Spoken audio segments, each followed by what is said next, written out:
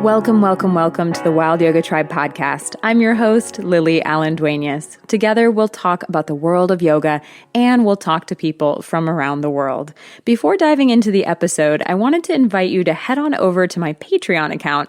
I would love your support, and I'm thrilled to have this beautiful community space where we can do yoga together, meditate together, and you'll get access to exclusive content. Get ready for some private Zoom Q&As, free printable art, meditation recordings, and more. Follow the link in the show notes to get started, or head on over to any of my social media channels or my website, wildyogatribe.com, to hang out, get to know each other better, and find out more about all the support and resources available to you. Ready to dive in? Let's get started.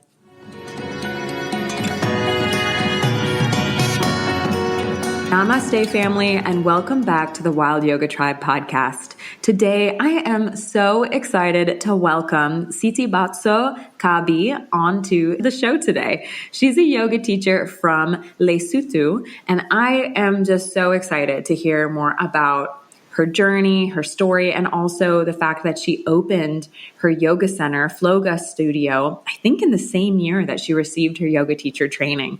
And that is so brave. And I'm excited to hear more about that and how that decision was made and what opening the studio was like in her country. And I know she's also really passionate about teaching yoga to teenagers. She feels that's just such a group of people that desperately need yoga during those tough and tumultuous years. So I hope you join me in welcoming Seitebatso onto the show today. Thank you so much for being here. Hi, Lily. Thank you so much for having me. I'm jittery and excited, of course. Yeah, yoga. And it's so crazy how it just unites the whole world. Yeah, thank you so much for having me. Yeah, thanks for being here. And just to start the show, let's hear how yoga first came into your life. So I started yoga in university at my student gym. So I first thought I need to exercise. Okay, let's start there. And I didn't want to do normal weights, hypertrophy training. I do that already, but I wanted something different. So I was like, okay, here's a group class. Let me just see if I can do that. I went to it on a Sunday afternoon. I had no idea what was going to happen here. For all I knew, we were probably going to be meditating the whole time. But I surprisingly found that it was not that. And I fell in love instantly. Yeah, so that was in 2017 when I first discovered yoga.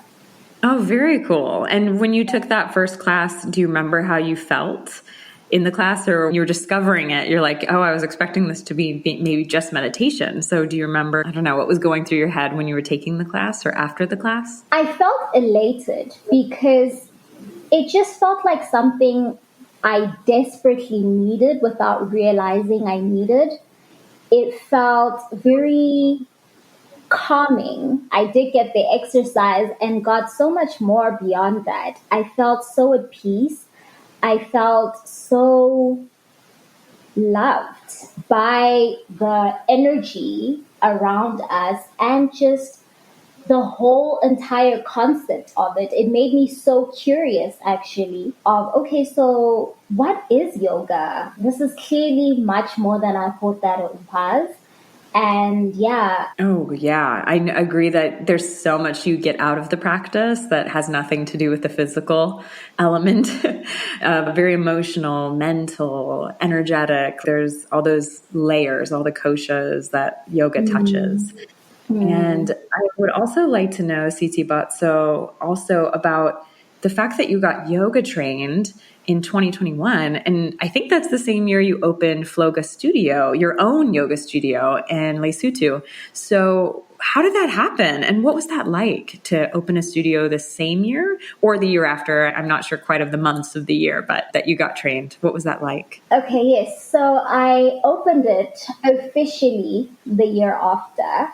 But even still in the opening, I still haven't had like a grand opening. It's pretty much been for private classes only, purely because I just was I didn't feel I was ready to open it up to group classes yet, but that's something that I will be doing this February. It was, I don't know how to explain it. I was, first of all, just doing the training itself. That I'd like to say fell on my lap. One of my closest friends had done this training the year prior. And she told me, she's like, you love yoga more than any person I know. And I know for a fact that you wanted to do something of the sort. So here's this training. And I was so elated because for me, I always felt like if I need to do training, I'm likely to have to go to India or Bali or anywhere there, which felt so inaccessible to me. So when I started the training, that's when I also realized that even opening a studio is not that difficult, especially during the time that we were in. It was post-ish pandemic in a way, and everything was done online. And my friend, amongst other people, was one who had started her studio online. And I was like, okay, so this is another way to reach people. So that's how I started with teaching online, and then slowly and gradually bringing it to having people come to the studio to have one-on-one classes. And yeah, that's how it happened. And just by having, I'd say, my teachers at the training school were very encouraging for that as well, because they really did just want us to go out there and spread yoga, if that makes sense. I almost said spread the word, but spread yoga. Yeah, a little different. Yeah, spread the word of yoga. Yeah, but pretty much just spread how amazing it is, and they encouraged that really. So I'd say that's how it happened. I love how it just fell into your lap, the training, like you said, and that you did have such encouraging teachers that said, hey, I think you can do this. And the purpose of getting trained, or your purpose, perhaps, because I know everyone comes to a yoga training with a different intention.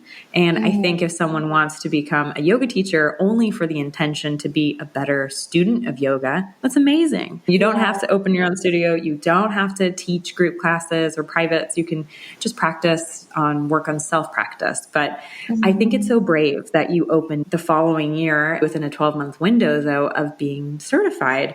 And it's great that you took time to do one-on-ones instead of diving into the group realm. There's so much to look at. There's so many nuances to the pose that if you're in a group, I can only help that one student for this pose, the next time the next student. So it's great that you're able to do that. Is yoga popular in Lacey too? Is there a lot of studios and a lot of people looking for classes or private? I wouldn't say it's popular. It's still, a lot of people still think it's like a religion. You mention yoga and they're like, oh, you guys are praying to the sun or to whatever. So they don't really get it.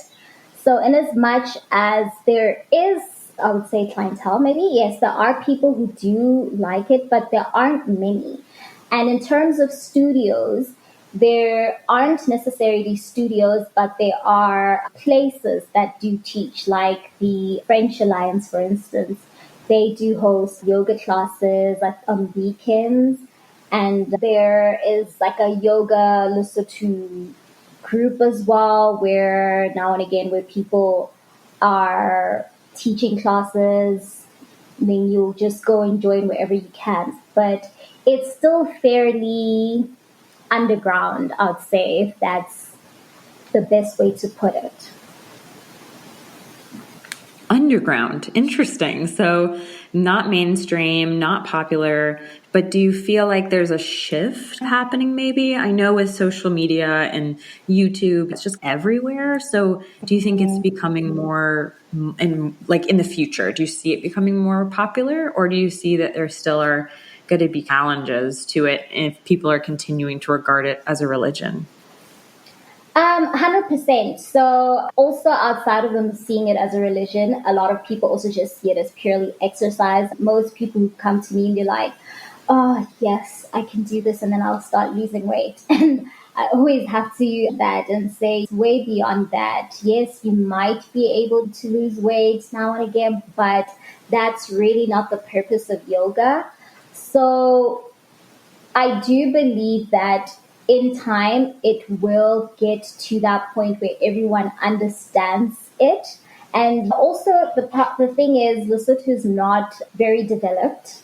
And so, because it's a third world country, even getting yoga to the rest of our districts is not very easy. I live in Maseri, which is our capital, and I'd say the concentration of people that understand and know yoga are mostly here. And so it will take time, but with the people that I've come in contact with who are seeing or doing yoga for the first time, they instantly fell in love with it. And so I do have that faith and that hope that it will end up growing, especially amongst teenagers, because they do have the most curiosity and are willing to take it in as a whole without trying to see it as just a form of exercise or just a form of self inquiry, but as everything put together, as yoga with its 8 limbs.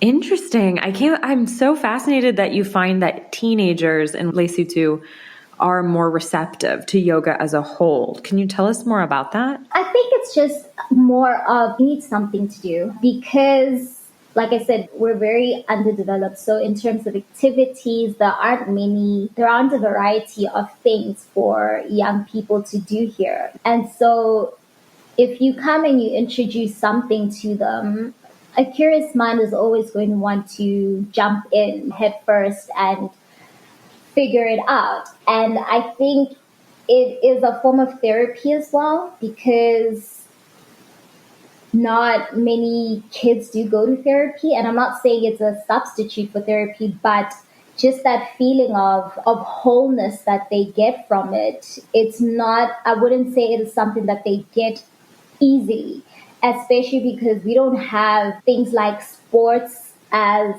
actively done in our schools as it's done in most other countries. Sports or extracurriculars of any other sorts, they're there, but they're not taken as seriously enough to divert children's attention from anything else.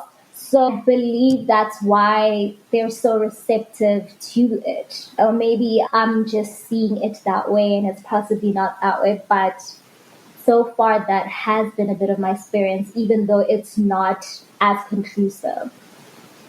Oh, I'm still so glad you shared that. It's very illuminative that you're having you are teaching to teenagers. Do you go to schools or do you have them like a teenager yoga class at your studio? How are you teaching with them? Oh, I just like I said, with one-on-ones now and again. But when I first started teaching yoga, I had gone to a wellness center and there were quite a few teens there and I used to teach them. I had to stop at some point, but then that's when I really realized that, okay, this is where I need to focus my attentions. I do have a few schools that I am looking towards going to and pitching the idea of teaching free yoga to their students, or at the very least, having them come to my studio on Saturdays because that's when I do think they have the time to come, Saturdays or Sundays.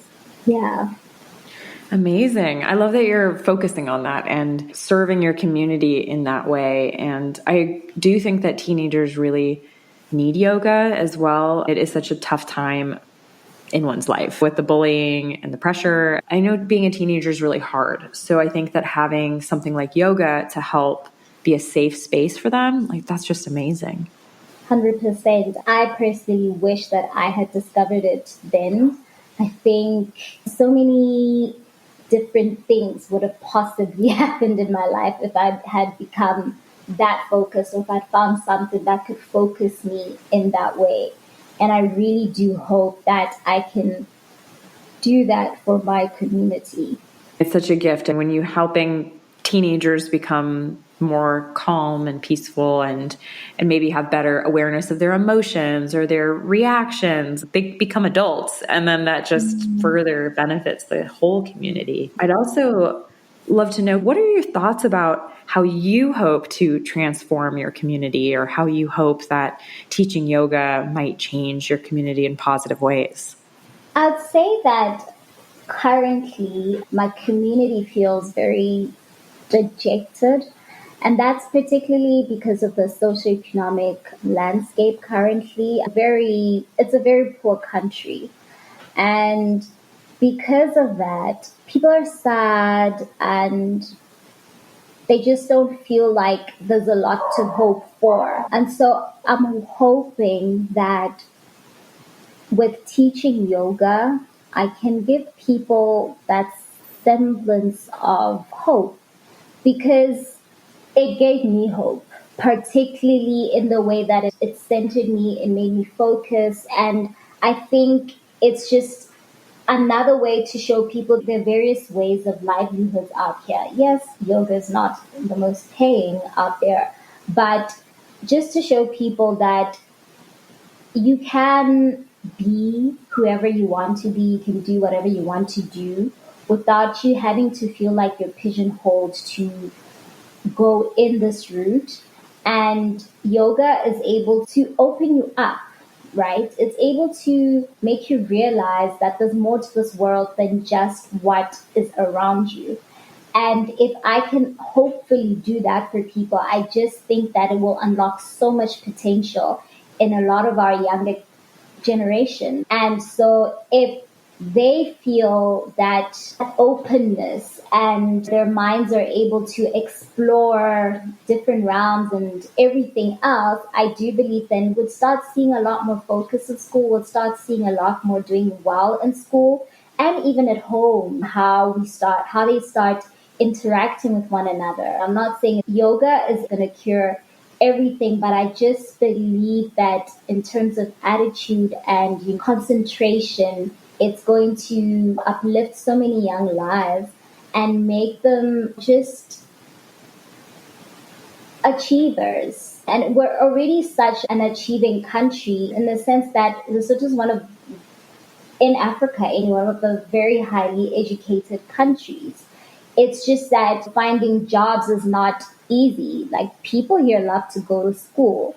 And that's why they get so dejected, because we go to school and then what? What do we do after that?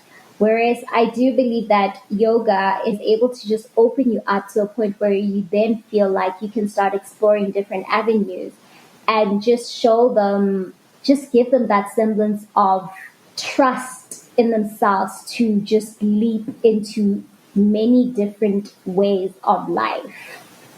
So yes, that's how I do hope that yoga can be my community. Oh, I love that. That's such a beautiful intention as a yoga teacher to set, to not just think about, okay, what can I bring to my yoga studio, but okay, what can I bring to my community? I love that. It's so beautiful. And I know something we wanted to make sure we talked about too was imposter syndrome. It's struggling to teach. So I would love to hear what your thoughts are on that, or anything you wanted to share, Seitebatso. I think that goes back to why I wasn't comfortable teaching group classes. Imposter syndrome, because like I said, the teacher training, the whole thing, it just fell on my lap. And for the longest time, I was just like, girl, are you sure this is really meant for you? Despite me being told by my students, no, you're doing well, this is great, just go for it, do it. And it's also a part of my healing journey as well. Doing this teacher training in particular, or being a yoga teacher, has been a huge part of my healing in realizing that we were put on this earth to be great whichever way. And don't let fear be the center and the focal part of who you are, which was certainly the reason why I hadn't even launched the studio properly. I haven't, and it's always been word of mouth. That's how people know that it's here or that I teach particularly. So imposter syndrome has really been like the biggest hinder in not me getting my studio to really go out into the country, whether it's here at the studio or just taking it to people all over and just bringing yoga to those lives that I do know need to be impacted.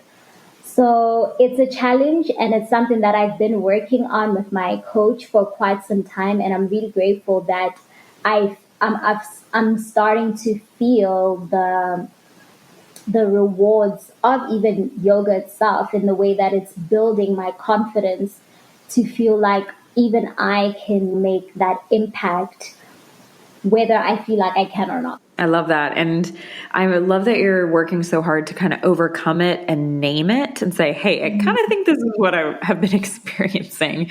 Because I think that there's a lot of yoga teachers who experience imposter syndrome, but instead of seeing it as that, as what it really is, they say, oh no, I'm just not ready, or oh no, I just need maybe more another training, or no, I'll come up with all these excuses because they feel fear or perhaps another emotion. But I love that you're calling it and making sure you call it imposter syndrome, because you're ready. You are a yoga teacher, and in any capacity, you're ready to teach. It's dive in and try. It's so great. Head first and see where it goes.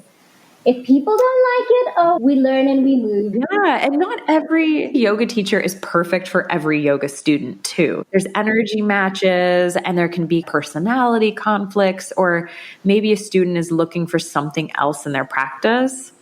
So I think it's important not to teach to every student in the world too, if that's not what you want to do.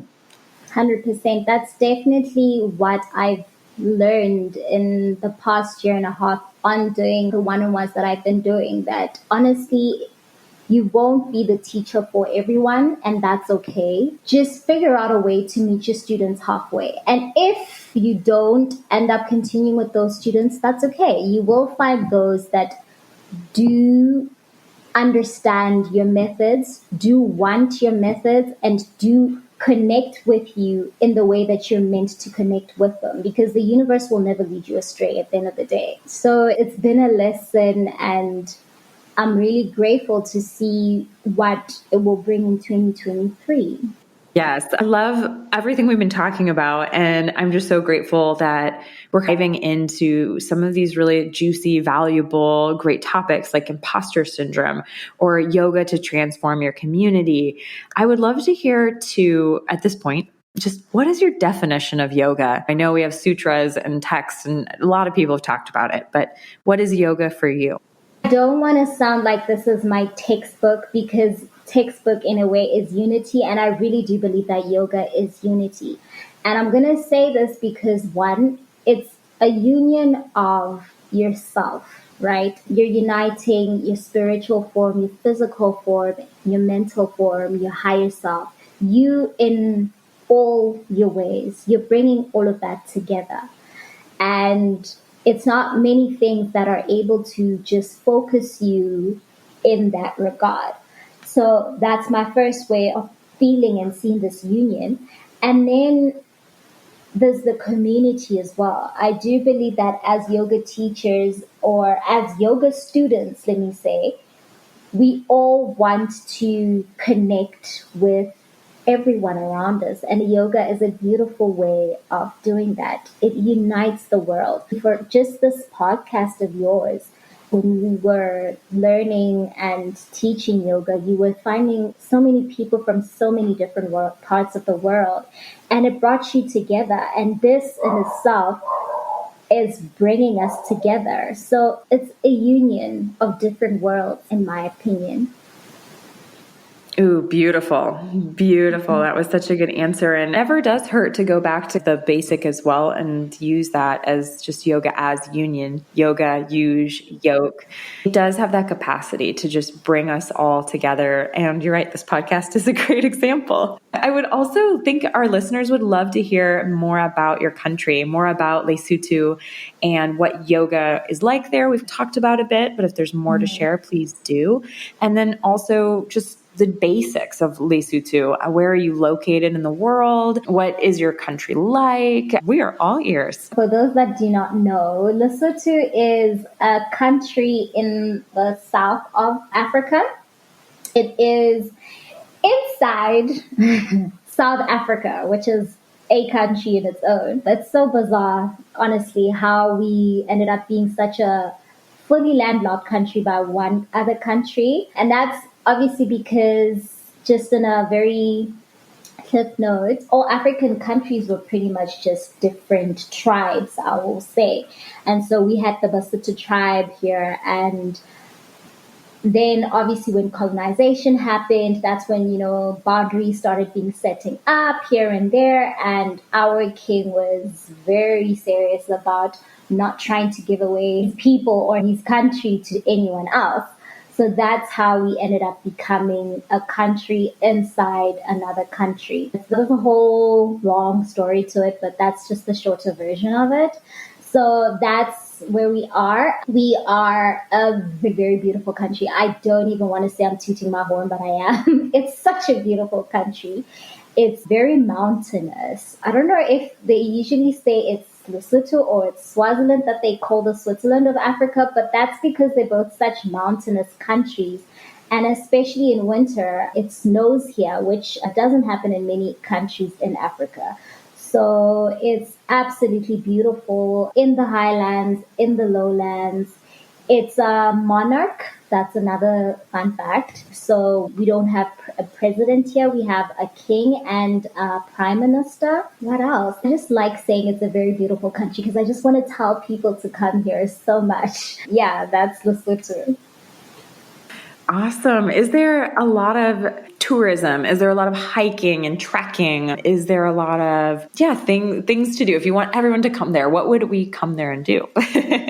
All of that. It's because it's such a mountainous country, it's a very beautiful place to hike. We don't have very set hiking trails, yes, but because the community is so open, a lot of the times if you just go to a village and you speak to the chief there, they'll give you a guide and you'll be able to go wherever you need to go. There's a lot of horse riding here, so people tend to use the horses as well. One of the other star beautiful places for us is Malitinyane Falls. So I remember a few years back, we had some guests from California and we took them up there. My family's home is in Kuti, which is on the other side of Semonkong.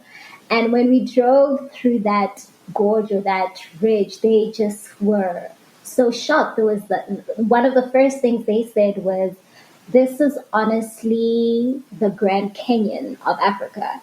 So I would like lots of people to see those gorges, to see those valleys. And it's just a very beautiful country that has very kind and loving people, very engaging as well, just willing to show people around. So we've got lots of water. So we've got a lot of dams here because we supply water to parts of South Africa as well. So very beautiful dams to see the side. The history is very rich, and I'd love for people to just want to come and learn our history as well. Yeah, so there's a lot to do here. You definitely probably made a lot of our listeners want to come take a trip. I'm glad. And it's amazing that for such a small country, as you said, like it's a country inside of a country, that you supply so much water and that you have so many mountains and gorges. Like, I love how, rich in natural beauty it sounds like your country is. Absolutely. It's stunning. You can't put it into words. It's a very beautiful country that it's different as well. You won't see the blue waters, clear crystal waters like you'll see in like Canada and Banff and etc. But you will see even better as far as I'm concerned. It's a very pretty country and everything it has to offer is worth coming down here to see. Beautiful. And so if some of our listeners have questions about coming to visit Lesotho or about you and your journey, or if there's anything in this conversation they wanted to ask you another question about, I'm going to put your website and your Instagram in the show notes and on my website, wildyogatribe.com/yoga in Lesotho. So do you also want to share where they can find you too here on the show? Thank you. Yes, they can find me on Instagram, Flow with T. So it's Flow, FLOWITHSTEE.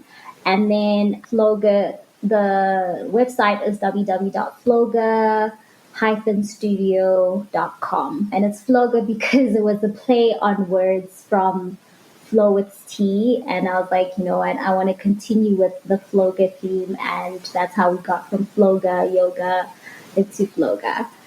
So I like it. Very fun. Thank you so much for being with me today, Seitebatso. I've loved getting to know you. I've loved hearing your voice and just basking in your energy. I'm so glad we got to do this today. Thank you. Thank you so much for having me and for finding me whichever way that you did. I'm grateful that you did find me, and that hopefully we can just get more people to want to try yoga and come try do it here in Lesotho. Hoping to start hosting retreats here soon, so that maybe that's another way that we can have tourists come to our country. Oh, amazing. Yes, we'll definitely keep in touch about that. And I'd love to share with my community when that happens. So you'll let me know. So thank you again for being with me. I've loved this. Me too. This was very refreshing.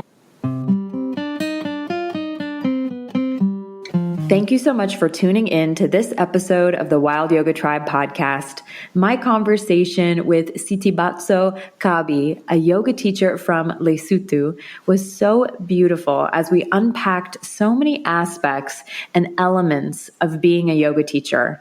Everything from imposter syndrome to opening a yoga studio to figuring out how to serve and transform your community through yoga outside of the studio itself. I hope that this conversation made you laugh, made you smile, and made you want to figure out how you can take yoga off the mat and into the world as a way to unite us all. Thank you so much for listening to the Wild Yoga Tribe. Be well. Thank you for the gift of your attention today. If you feel called, please share this episode with someone who you think could benefit from it.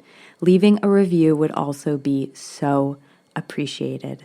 I also hope you can join me online on my website, wildyogatribe.com, or on social media. I would love to get to know you better. I would love to share with you and to hear your thoughts. Send me a DM, send me a note, get in touch. It would be great to hear from you. And as always, be well, dear one, be well.